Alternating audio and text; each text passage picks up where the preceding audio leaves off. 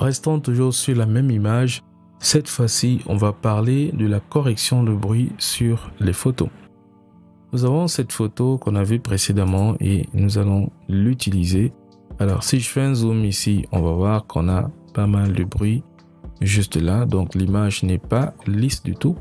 On ne peut pas très bien percevoir les éléments de notre engin parce que ça a été filmé dans un train. Alors, même si on zoome sur le personnage, on peut voir qu'on a pas mal de bruit et ça, c'est pas agréable du tout. Alors, mais si vous souhaitez utiliser autre image comme ça, pas de souci, vous pouvez toujours le faire. Alors, on va venir là sur le filtre et on va choisir bruit. Et là, on pourra venir sur réduction de bruit. Avec nos différents paramètres ici, on aura la possibilité de pouvoir gérer notre image. Et vu qu'elle est très grande, je suis sûr qu'on ne pourra pas très bien voir les détails. Alors, pour ce faire, je vais d'abord commencer par réduire la taille de mon image.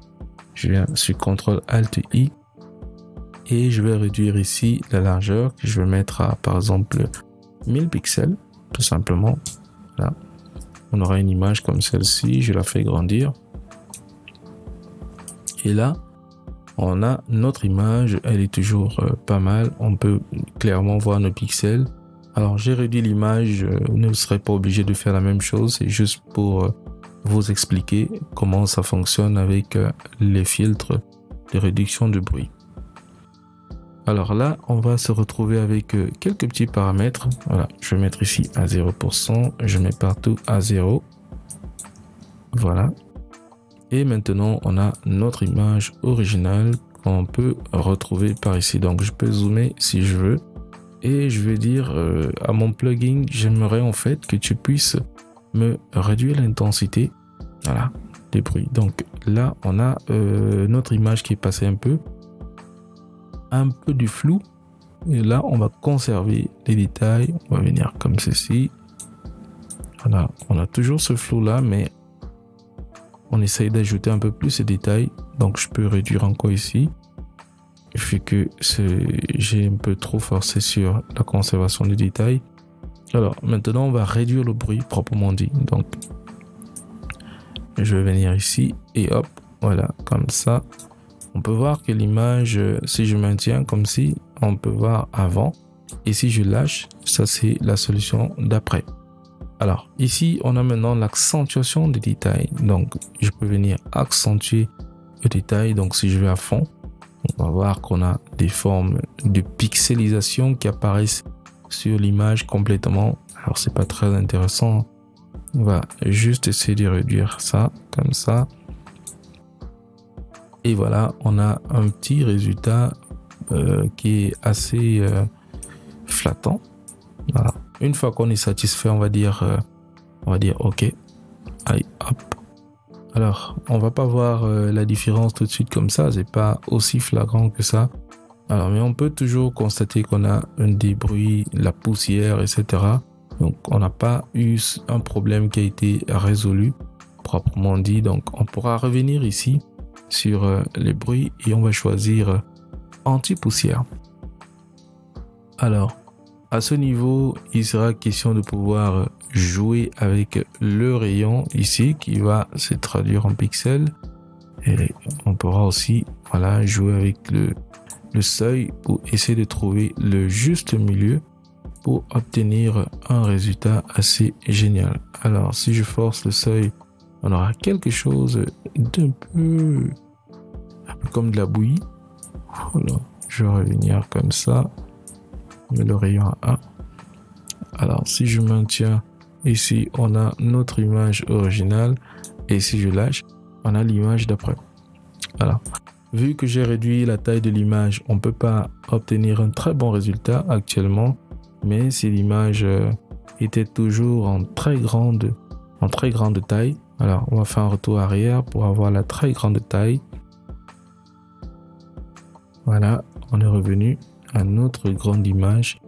On va revenir ici sur le filtre et là, je viens prendre ici anti-poussière. Alors là, nous avons la possibilité de vraiment jouer avec.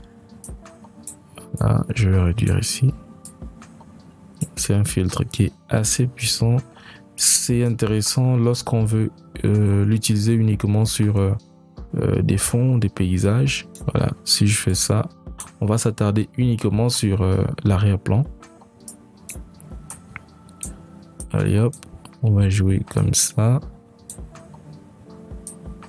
On va jouer comme ça.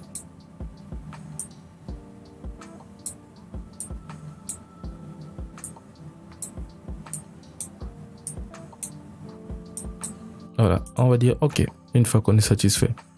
Alors, ce qui serait plus intéressant, c'est lorsque on veut utiliser ce filtre-là et qu'on veut utiliser uniquement l'arrière-plan pour la réduction de la poussière.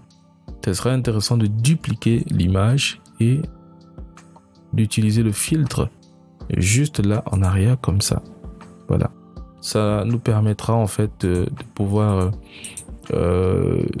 exclure notre personnage, le mettre dans un autre plan et de pouvoir exploiter l'arrière-plan.